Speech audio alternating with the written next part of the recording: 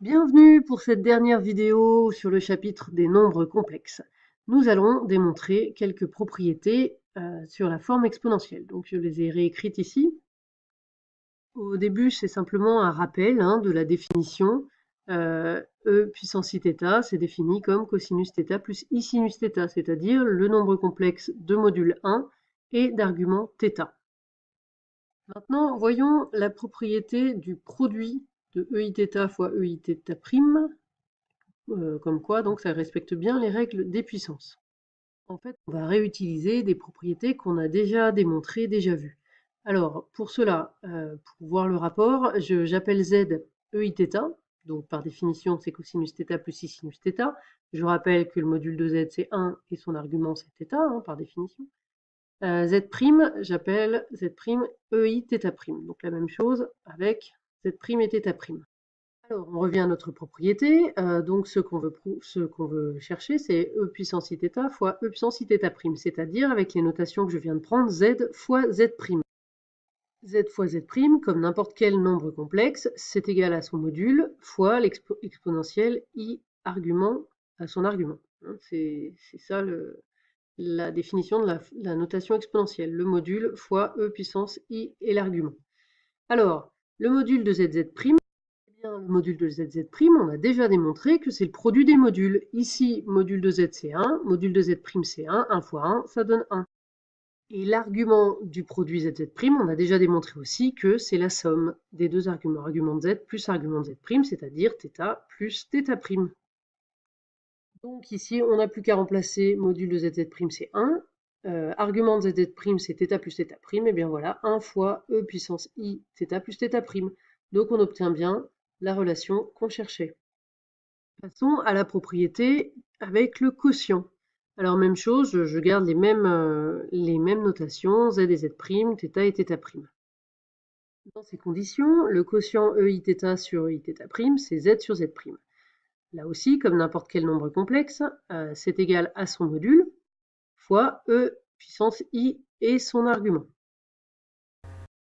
Or, le module du quotient, on l'a déjà vu, c'est le quotient des modules, c'est-à-dire ici 1 divisé par 1, donc ça donne 1. Et puis l'argument du quotient, même chose, on a déjà démontré cette propriété, c'est égal à l'argument de z moins l'argument de z', c'est-à-dire θ moins θ'. Donc maintenant, on peut remplacer ici ce module-là, c'est donc égal à 1. Et puis, argument de z sur z', c'est égal à θ moins θ'.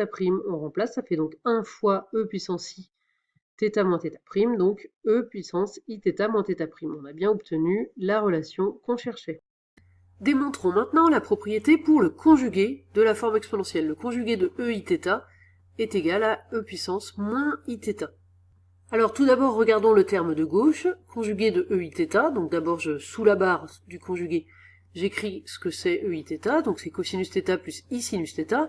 Le conjugué, on le sait, on change simplement le signe de la partie imaginaire. Donc le conjugué de cosinus θ plus i sinus θ, c'est égal à cosinus θ moins i sinus θ.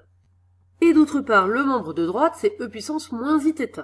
Alors e puissance moins iθ, c'est pareil que e puissance i moins θ, donc c'est la forme e puissance i avec un angle qui est moins θ, avec un argument qui est moins θ. Donc c'est cosinus de moins θ plus i sinus de moins θ. Donc ce qui nous reste à faire, c'est à prouver que ceci est égal à cela. Donc il va falloir montrer que cosinus de moins θ c'est égal à cosinus θ, et que sinus de moins θ c'est moins sinus θ, puisque les parties réelles doivent concorder et les parties imaginaires aussi.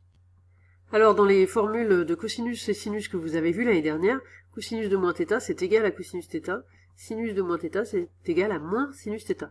Mais on va le revoir sur le cercle trigonométrique. Donc, quand on a l'angle θ, ça va de là, de ici à là, et l'angle moins θ, il va vers le bas, comme ça, d'ici à là. Dans l'autre sens, c'est le même dans l'autre sens. Donc, quand on a moins θ, le cosinus de moins θ, c'est ce qu'on lit sur sur l'axe des abscisses. On voit bien que c'est la même chose que le cosinus de θ, puisque c'est sur l'axe des abscisses, on arrive au même endroit, et sur l'axe des ordonnées, le sinus de moins θ, c'est de l'autre côté, donc c'est l'opposé, par rapport au sinus de θ qui, sur mon exemple du dessin, est là. Donc on a bien cosinus moins θ qui est égal à cosinus θ, et sinus moins θ qui est égal à moins sinus θ. Donc ce qu'on avait là pour e puissance moins iθ, cosinus moins θ plus i sinus moins θ, eh bien c'est égal à cosinus θ moins i sinus θ, c'est-à-dire que c'était égal à e puissance iθ, le conjugué de e puissance iθ. Donc on a bien démontré l'égalité qu'on cherchait. Et enfin la dernière, la formule de Moivre, e puissance iθ, le tout puissance n est égal à ein θ.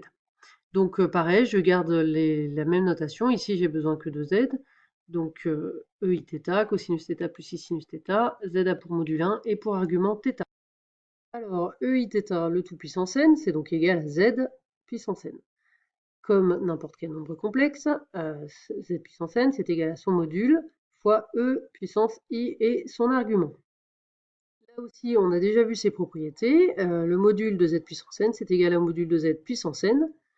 Et l'argument de z puissance n, c'est égal à n fois l'argument de z. Donc ici, oui, j'ai oublié de l'écrire, mais c'est pas très compliqué. Module de z puissance n, bah, ça fait 1 puissance n, donc ça fait 1. Et puis n fois argument de θ, bah, ça fait n fois θ. Voilà, donc on peut remplacer ici, ça fait 1, ce module, et argument de z puissance n, ça fait nθ, donc on a finalement 1 fois e puissance i nθ, donc e puissance i nθ. On a bien démontré la formule de Moivre. Et c'est la fin de cette vidéo et de ce chapitre des complexes.